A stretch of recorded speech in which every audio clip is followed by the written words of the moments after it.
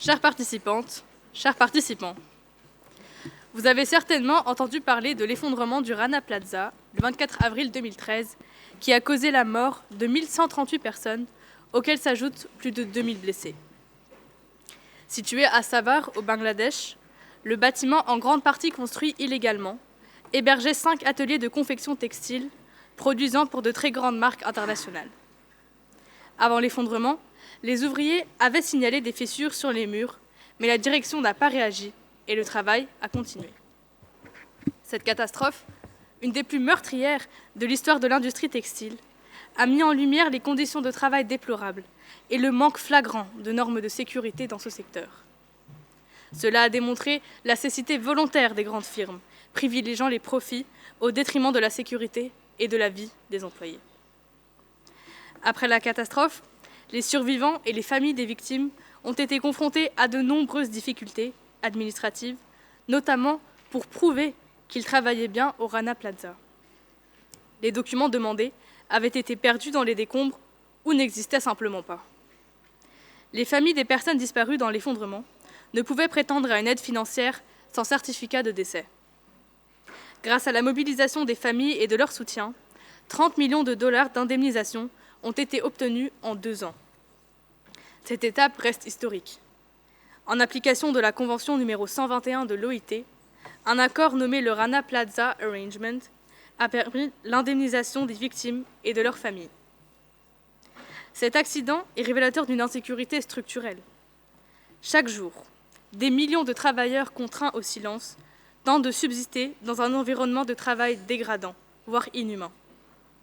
Nous le savons tous, mais nous finissons par l'oublier, voire par sombrer dans l'indifférence qui est dénoncée par Stéphane Hessel. Il nous appelle à nous indigner, à nous engager pour défendre la dignité humaine, grâce à l'éveil des consciences et à la mobilisation des énergies collectives. C'est pour cela qu'un droit du travail harmonisé est nécessaire et que l'OIT tente de le faire adopter sur tous les continents.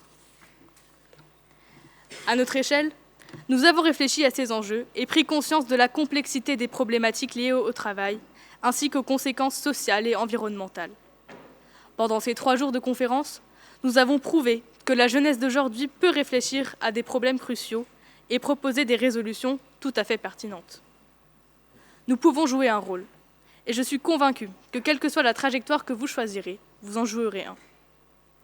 La conférence touche à sa fin, et elle n'aurait pas été un tel succès sans la contribution de l'ensemble des participants. Je souhaite tout particulièrement féliciter les présidents de comité, qui sont les chevilles ouvrières de la conférence.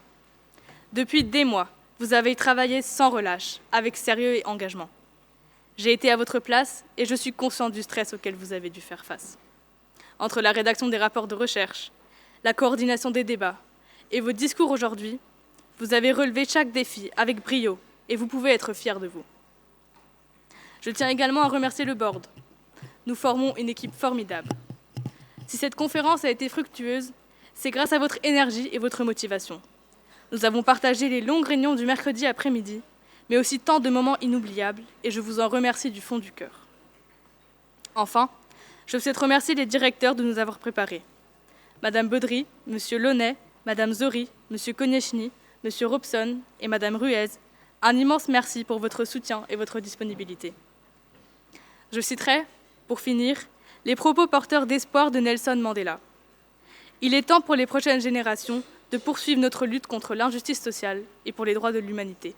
Je vous remercie de votre attention.